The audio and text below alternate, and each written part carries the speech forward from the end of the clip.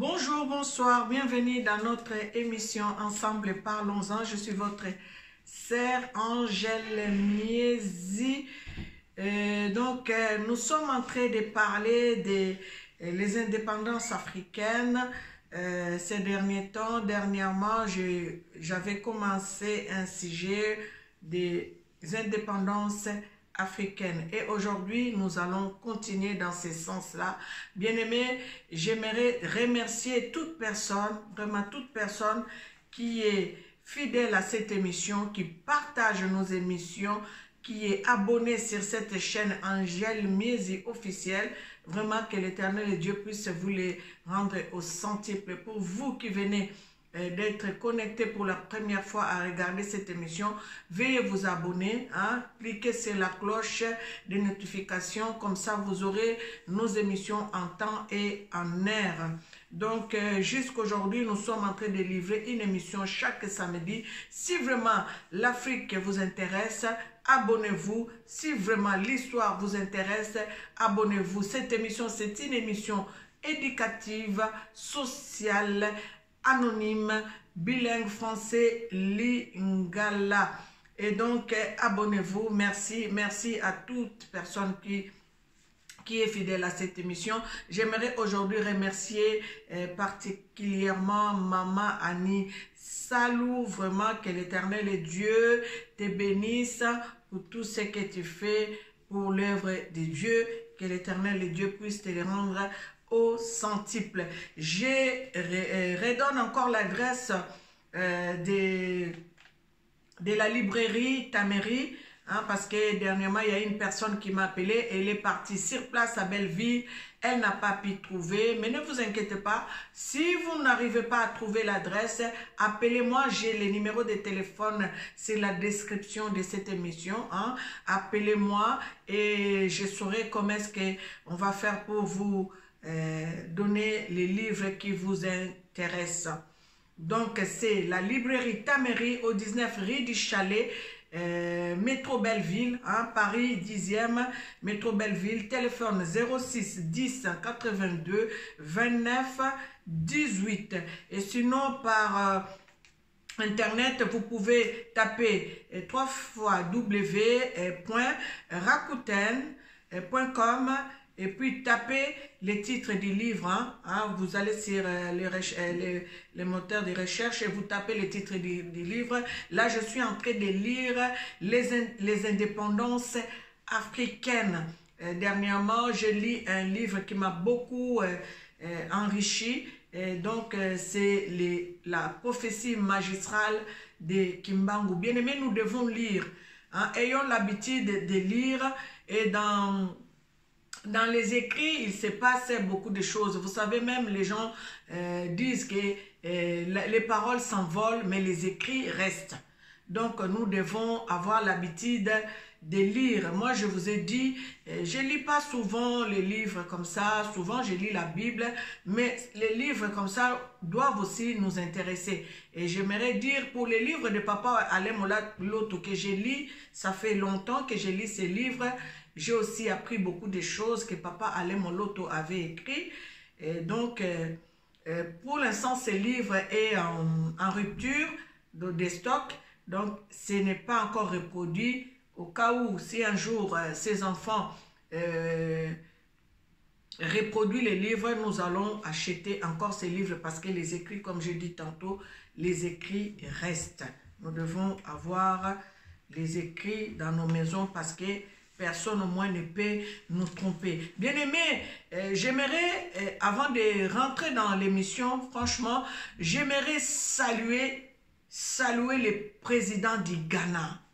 On m'a envoyé une vidéo qui m'a vraiment émerveillé parce que si 10, 20, 30 présidents de l'Afrique parlaient comme ça devant les Occidentaux, je crois que ça va déclencher beaucoup de choses en Afrique. Et même le peuple africain va être éveillé davantage. Parce qu'un président qui prend le courage de parler comme ça devant Emmanuel Macron pour dire que l'Afrique ne doit pas dépendre de l'Occident, parce que si nous regardons bien, c'est l'Occident qui même doit dépendre de l'Afrique vu les richesses que Dieu nous a données sur notre continent. Hein? Il ne faut plus que l'Afrique soit dépendante de l'Occident, bien-aimé. Quand on est dépendant, on est soumis. Hein? Quand vraiment on est dépendant, on est soumis. Donc on est des téléspectateurs. Des spectateurs. Si nous sommes dépendants, nous serons des spectateurs. Ça veut dire que le metteur en scène sera une autre personne et nous serons là pour jouer les rôles qu'on va nous attribuer. Donc, nous ne voulons pas que cela soit le cas, que cela continue pour l'Afrique comme Nana Akufo-Addo, le président du Ghana, a parlé. Ça m'a vraiment donné la joie. J'étais vraiment émerveillée. J'avais une joie intense pour dire que si 10, 20, 30 personnes, 30 présidents africains s'élèvent comme ça en Afrique, même nos peuples, hein, ne seront plus complexés devant les Occidentaux, parce que les peuples africains croient que la vie c'est ici en Afrique, en Europe ou à l'Occident. Pourtant, la vie, l'avenir, c'est l'Afrique qui décidera de l'avenir, parce que tout se trouve en Afrique. Il faut tout simplement que l'homme africain ait la maturité.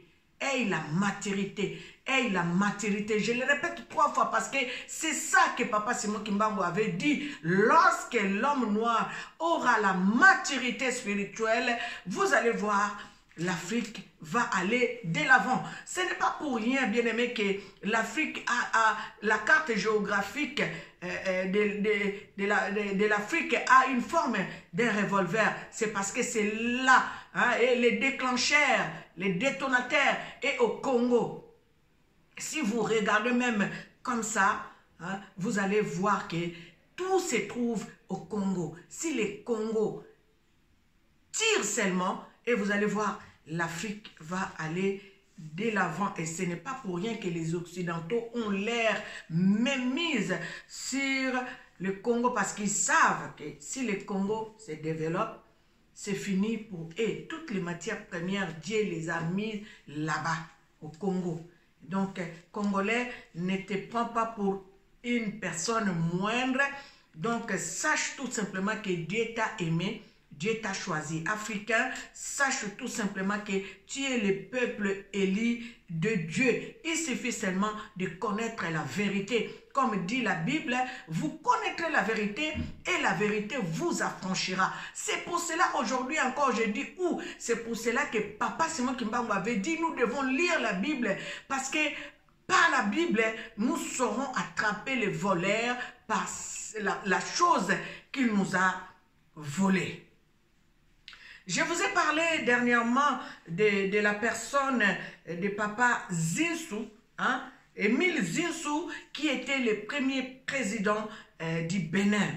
Émile Zinsou avait rencontré l'homme en pagne, parce que dans les indépendances africaines, ce livre-là que je suis en train de lire, qui parle des indépendances africaines, tout président africain, 42 pays, qui sont notifiés dans ces livres, ils ont pu rencontrer Papa Simon Kimbangu. 42 présidents du pays africain ont pu rencontrer Papa Simon Kimbangu. Je vous prends, dernièrement j'ai pris l'exemple, en fait j'ai parlé de notre docteur Émile Zinsou, qui avait accueilli l'homme accidenté qui était habillé en pagne. Donc, Papa Émile Zinsou, en tant que corps médical, avait reçu Papa Kimbangu à l'hôpital. Pourtant, Papa Kimbangu n'était pas au Bénin, il était au Congo. Mais Papa Zinsou a pu rencontrer Papa Kimbangu. Donc, on lui dit, ici, on l'appelle l'homme en panne, parce que tout président qui a pu rencontrer Papa Simon Kimbangu l'avait vu avec son pagne. Donc, il s'est présenté, c'est comme si c'était un chef coutumier. Et en lisant même les livres, j'ai souri, j'ai rigolé moi-même. Il y a des passages qui me font rigoler et des passages qui me font pleurer. Pour savoir, c'est comme si j'étais dans la réalité de ce que ces gens-là ont vécu par rapport à notre papa Simon Kimbangu. Et donc, Papa Zintu était médecin dans un hôpital. Et donc, Papa Simon Kimbangu a été touché par un accident du véhicule. Et donc, on avait ramené Papa Simon Kimbangu qui coulait du sang, du nez, des yeux, des oreilles. Donc, les médecins ont voulu savoir, faire la radio pour savoir si la personne avait eu un coup sur la tête. Et donc, en faisant la radio, ils ont remarqué qu'à la place du cerveau, l'homme n'avait pas de cerveau. L'homme n'avait même pas les os du crâne. Et donc, à la place du crâne, du cerveau, ils ont vu une carte géographique dans la tête de cette personne. Donc, l'homme en pagne.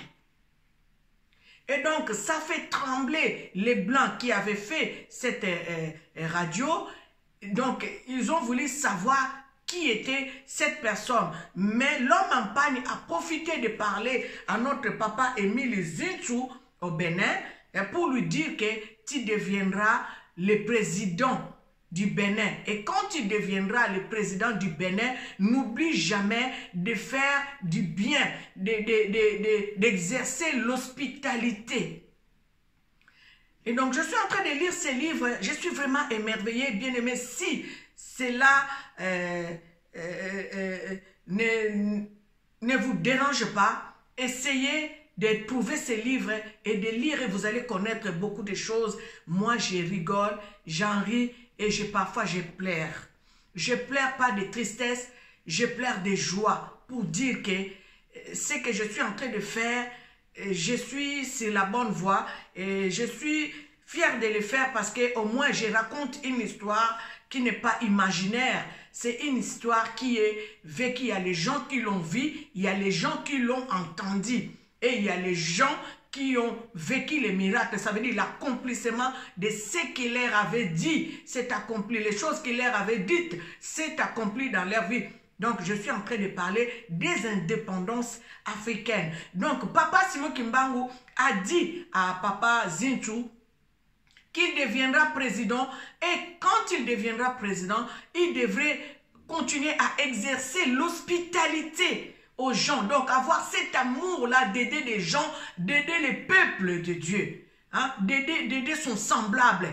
Papa Simon Kimbangu avait donné les instructions à Papa Zintu et Papa Zintu est devenu président du Bénin le 28 juillet 1968. Je ne vais pas trop vous détailler, trop lire parce que sinon je ferai 1 heure, 2 heures du temps dans les émissions. Vous voyez vous-même, depuis que j'ai commencé, je déborde trop. Mais je vous donne seulement les flashs. Hein, les flashs de tout ce que Papa Simon Kimbangu a fait. Je vais vous parler d'une histoire aussi, toujours dans les indépendances africaines. Je vous lis l'histoire d'Houphouët-Boigny. Houphouët-Boigny était un commerçant qui vendait, hein, qui vendait des choses dans son pays, un grand commerçant. Il faisait partie aussi du syndicat. Mais un jour, il avait pris les trains pour aller à Bouaké, hein, je ne sais pas, mais il a rencontré Papa Simon Kimbangu dans les trains. L'homme en pagne, en fait, dans ce livre, on l'appelle l'homme en pagne. Et quand il a rencontré Papa Simon Kimbangu dans les trains, là, je vais prendre le temps de vous lire quand même ce que l'homme en pagne a pu parler avec notre papa Houphouët-Boigny. L'homme en pagne était dans les trains, dans les mêmes trains que papa Félix Houphouët-Boigny. Et donc, Houphouët-Boigny partait quelque part et il a vu un homme qui était couché pendant 3 heures du temps dans les trains. L'homme ne parlait pas, il était endormi et l'homme ronflait, il était très très fatigué. Et voilà Houphouët-Boigny qui avait secoué l'homme en pagne pour lui demander pourquoi est-ce qu'il était si faible, hein, il voyait comme s'il était malade. Et l'homme en pagne lui avait répondu, je suis en train de chercher ces passages que j'ai lus de notre papa Philippe Houphouët-Boigny. Je vais vous lire hein, l'extrait, comme ça vous allez comprendre. Bien aimé, soyez connectés, hein, veuillez me suivre. Hein. Je ne vais pas lire le contenu du livre, mais je vous donnerai des flashs de tout ce que je suis en train de lire pour vous dire que tout ce que je suis en train de vous dire n'est pas un supercherie. C'est des choses que les hommes africains ont vécu. Les gens qui sont devenus des présidents de notre Afrique, ils ont vécu par rapport à l'homme en pagne, par rapport à notre papa Simon Kimbangu. J'ai dit ça pourquoi? Parce que dans d'autres passages, dans d'autres racontes, il s'est présenté. Il s'est présenté comme Simon. Dans d'autres personnes, il s'est présenté comme la personne venant d'Elisabethville. Nous savons nous tous que Elisabethville, c'est Lubumbashi. Et chez d'autres personnes, il s'est présenté comme les vents. Chez notre abbé qui est devenu le premier président du Congo-Brazzaville, il s'est présenté comme les vents. Il lui a dit, je suis le vent qui souffle dans ta vie. Et donc, chez une autre personne, un autre président, il s'est présenté comme l'homme venant de la Nouvelle Jérusalem, non d'Israël, mais la Nouvelle Jérusalem africaine. Donc, est-ce que vous êtes avec moi? Il s'est présenté au président égyptien. Il s'est présenté au président égyptien comme venant de Jérusalem africain. C'est merveilleux. Parfois, je lis, je rigole moi-même de joie. Parfois, je lis, je pleure aussi de joie. Bien aimé, achetez ce livre, vous allez comprendre beaucoup plus de choses parce que, comme je dis, je ne vais pas tout vous détailler. Je vous dis, avant de lire la conversation de l'homme en pagne avec Félix Houphouët-Boigny, je vais d'abord revenir en arrière pour vous dire, quand papa Simon Kimbangu est mort à Lubumbashi, on l'a amené faire l'autopsie.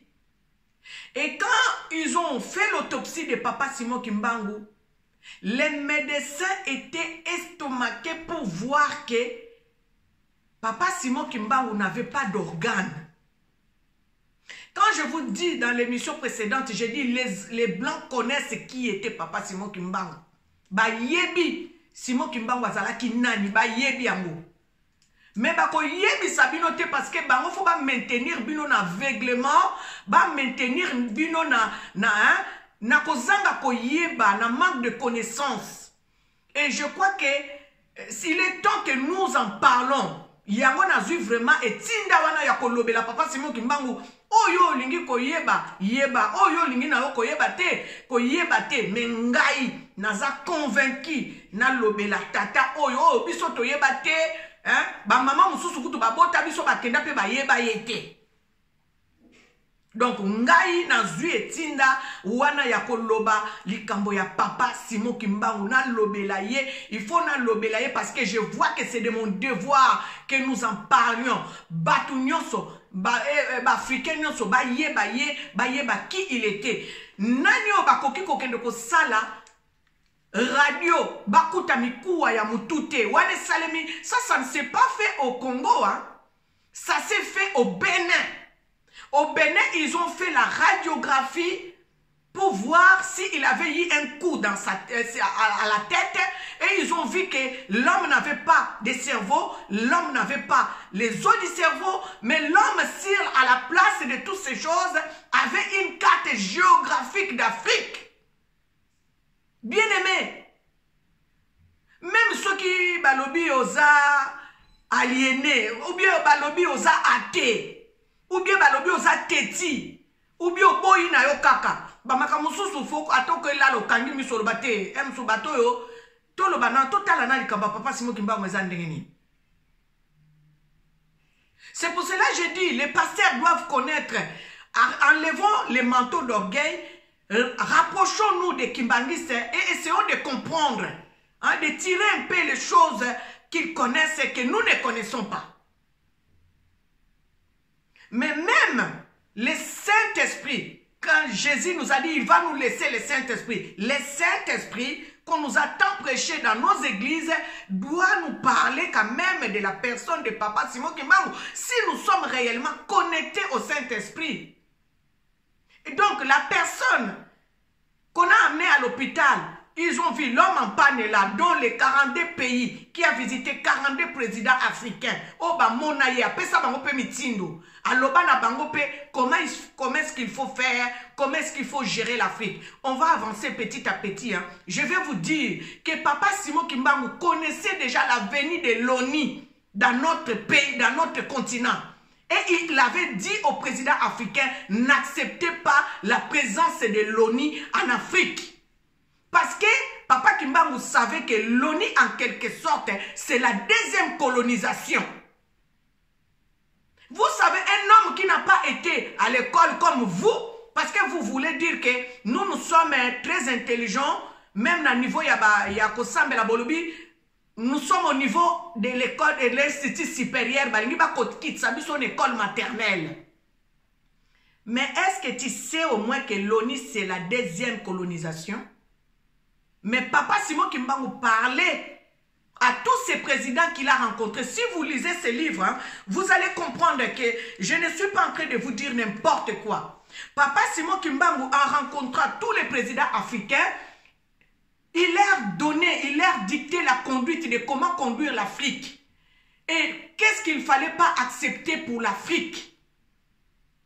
À ce que j'ai compris, parce que dans tous les passages de Papa Simon Kimbangu vers ces présidents-là, j'ai vu il soulignait tout le temps de ne pas accepter l'ONU sur notre sol africain. Et il savait.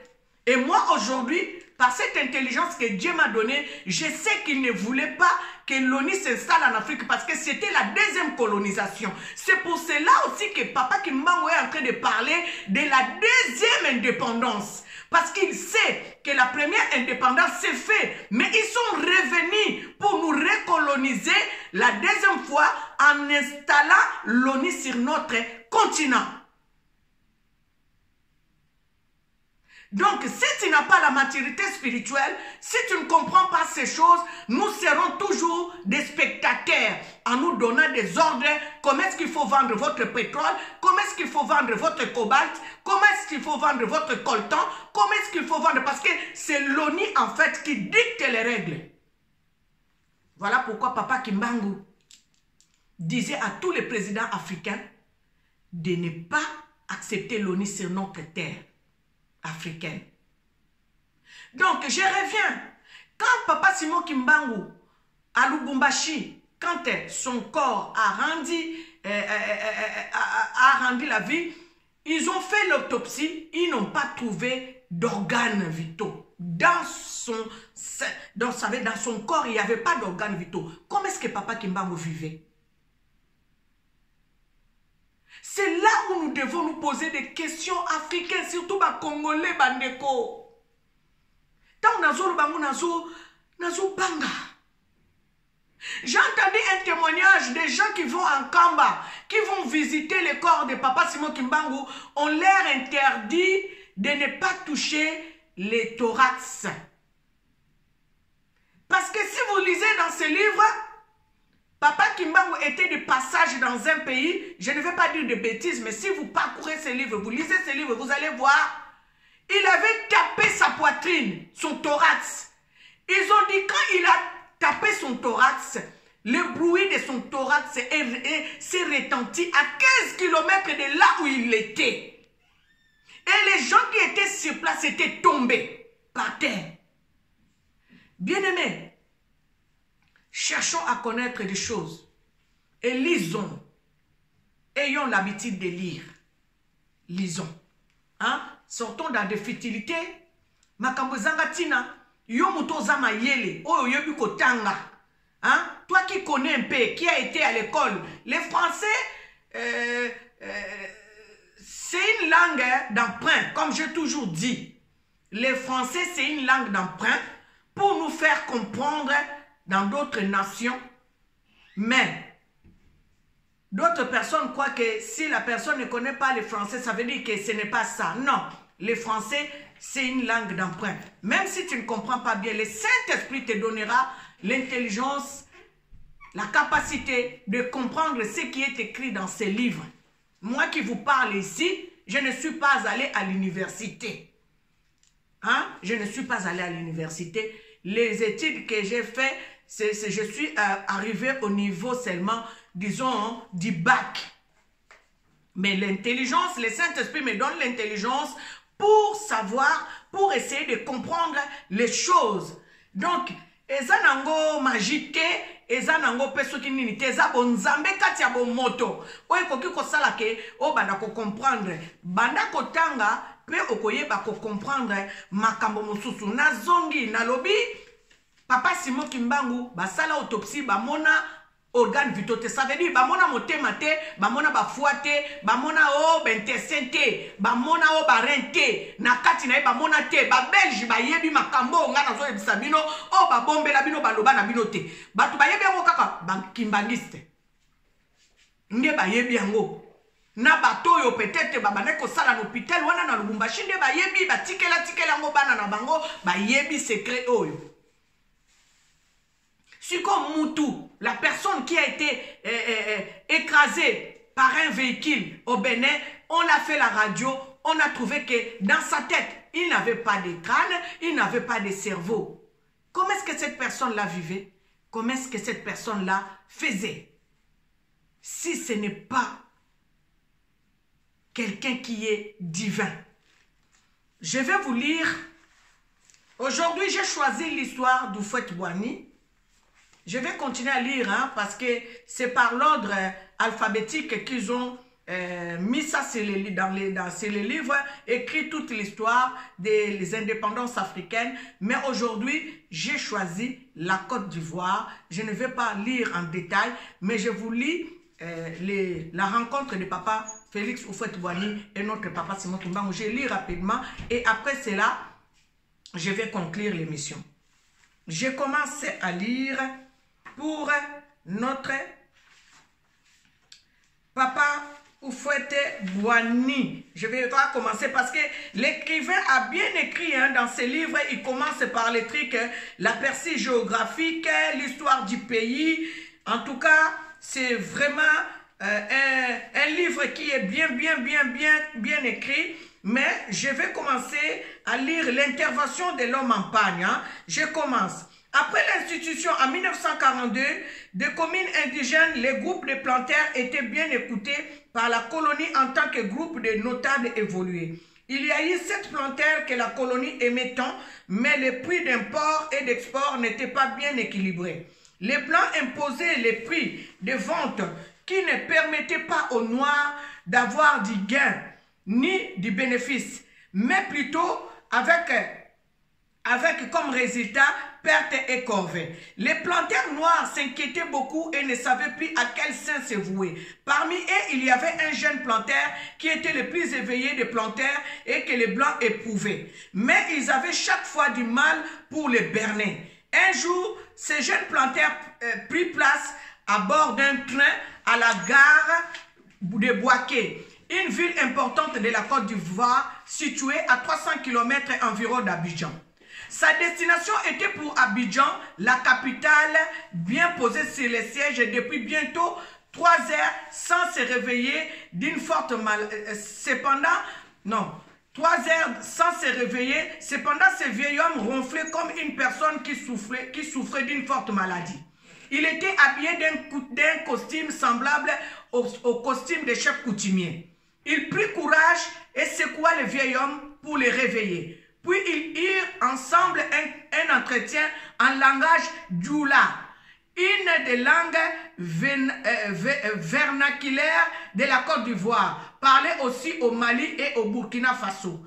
Voici les minutes de leur conversation, abréviation Donc, je dis JH, l'homme JH, jeune homme de planteur, et par HEP, le vieil homme en pagne. Écoutez-moi bien, la conversation que Oufouette Boigny a eue avec l'homme en panne. Veuillez m'excuser, ça c'est Oufouette Boigny.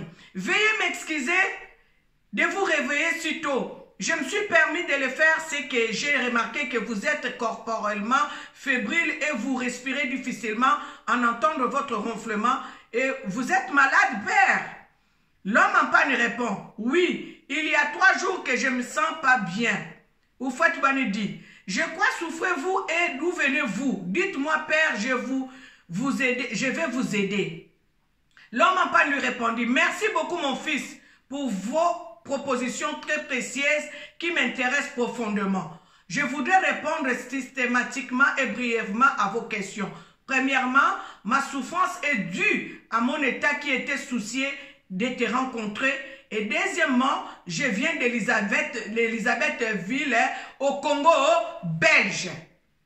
Je viens d'Elisabethville au Congo belge. Bien-aimé, ce n'est pas la première fois que cet homme en pagne s'est présenté. Il s'est présenté soit en Simon venant des Congo belge, soit à une personne venant des Congo belge, donc de Jérusalem nouvelle africain. Je continue. Au Congo belge, Oufouette Boigny rétorque. Comment êtes-vous arrivé à Bouaké? Vous ne me connaissez pas, mais pourquoi avoir le souci de me rencontrer? Pour quelle raison? L'homme en panne lui répond, je suis arrivé par le vent. Écoutez bien, je suis arrivé par le vent parce que je savais que tu étais à Bouaké. Dieu connaît toutes ces créatures selon leurs propres aspirations et connaît chacune par son nom. Ça, c'est l'homme en pagne. Oufouette Boigny lui répond, êtes-vous donc l'envoyé de Dieu ou prophète? À vous voir par votre accoutrement, vous semblez être un chef coutumier. Vous l'êtes donc de quelle tribu? Akan, Abon, Ani, Boualé, Bété, Dida, Guéré, Abé, Abouré, Mandé ou Lobi? Oufouette Boigny cite toutes les tribus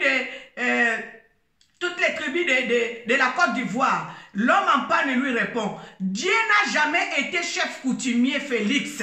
Là, il cite maintenant son nom, parce qu'il ne se connaissait pas. Dieu n'a jamais été chef coutumier Félix. Comment savez-vous que je m'appelle Félix? Oufouette Boigny lui répond. Écoutez la réponse de l'homme en panne. Au départ, je vous ai dit que Dieu connaît toutes ces créatures, n'est-ce pas? Voyons, ne me posez plus de questions. Suivez-moi attentivement. Dès que vous arriverez à Abidjan, je vous demande bien de vouloir réunir tous vos pères plantaires pour constituer un seul groupe sous forme d'une mutualité à caractère syndical de nature à vous permettre de défendre vos droits, tant que vente qu'achat, des trocs d'import que d'export. Par cette couverture, vous profiterez de manifester officieusement votre tendance politique et en s'opposant peu à peu aux exigences coloniales qui vont à l'encontre des intérêts de la population ivoirienne. Toujours sous la même couverture mutualité, vous arriverez à former un parti politique en toute distraction et en issue des autorités coloniales. Pendant cette période, vous essayerez de tisser des liens avec la communauté internationale. Ça sera alors la piste vers l'obtention de la loi cadre, puis l'autonomie du pays. Je serai à vos côtés pendant les démarches. Pour vous faciliter les voies et moyens irrelatives. Ne précipitez pas les choses, mais petit à petit, vous y arriverez. En évoquant le très haut dans vos prières, l'autonomie et la loi cadre constituent les deux machinations qui conduisent vers l'indépendance du pays. Les restes pour l'avenir, je vous guiderai à ma manière. Dès que vous serez investi président de la République de la Côte d'Ivoire, je vous demanderai de diriger le pays avec zèle et équité. Un jour, devant n'importe quelle sorte de l'Organisation des Nations Unies, qui veut dire ONU, envie de venir rétablir la paix dans les pays ou aider les institutions nationales ivoiriennes à tracer un processus politique, économique, social, éducatif ou culturel. Le peuple ivoirien lui-même devra concevoir sa propre constitution conformément au référendum bien entendu. Félix y répond, merci Père, souhaitons et espérons que Dieu bénisse vos paroles pour son accomplissement car les Blancs ont un cœur dur. L'homme en panne lui répond, j'affaiblirai leur cœur et ils finiront par accepter toutes vos propositions et vont définitivement les agréer. Quand le train fut arrivé au niveau de Bomboko, il s'est arrêté pour un chargement. L'homme en panne manifesta avec insistance le désir de descendre pour aller se procurer quelques denrées alimentaires, plus particulièrement le fruit. En guise de gage de retour dans le train, il laissa son manteau sur le siège du train. Le jeune homme entendait impatiemment son retour. Après une ère de patience, oh Dieu est bon, Dieu est bon. Le train a fini par s'en aller et Félix resta seul et très inquiet jusqu'à destination à Abidjan. Je vais sauter, hein? Je saute un peu. Le 1er mai 1959, Félix Houphouët-Boigny est investi Premier ministre chef du gouvernement. Le 29 mai 1959, la Côte d'Ivoire adhère au Conseil d'entente. Le 7 août 1960, proclamation de l'indépendance. Le 20 septembre 1960, la Côte d'Ivoire est admise à l'ONU. Le 27 novembre 1960, Félix Houphouët-Boigny est élu président de la République de la Côte d'Ivoire. Le 31 octobre 1960, l'adoption de la Constitution. Bien-aimés, voyez-vous, ce n'est pas seulement Félix Houphouët-Boigny qui a rencontré le président, l'homme en panne. Donc, bien-aimés, soyez connectés sur Angel Miezi officiel. Si vous n'êtes pas encore abonné, abonnez-vous. Je vais commencer à vous citer l'histoire une par une des indépendances africaines. Tout cela dans le but de vous faire connaître qui était Papa Simon Kimbangu. Bien-aimés, aujourd'hui, je m'arrête par ici. C'était votre sœur Angel Miezi dans cette émission Ensemble parlons-en. Laisse que l'Éternel Dieu vous bénisse abondamment.